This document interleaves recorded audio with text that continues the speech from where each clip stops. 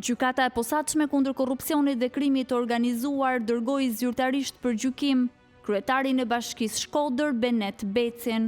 Ai së bashku me 6 zyrtar të tjerë akuzohen nga SPAK për shkelje të parazisë së pjesëmarrësve në tenderin me vlerë rreth 700.000 euro.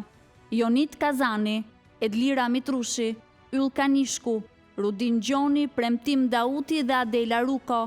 Kjo e fundit, bashkëshortja e Viz Berberit i shkreu të autoritetit rrugor shqiptar, janë në pritje të gjykimit.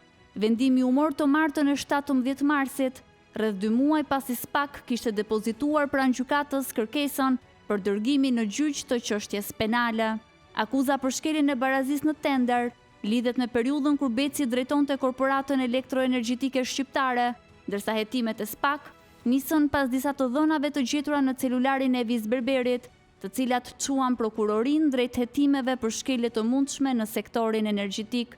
Hetimet e SPAK tregojnë se të 7 zyrtarët e lartë, 6 prej të cilëve antar të njësisë së prokurimit dhe të komisionit të vlerësimit të ofertave, kanë ndërhyrë në procesin e përzgjedhjes së operatorëve, duke ngjallur dyshime për paracaktim të fituesit.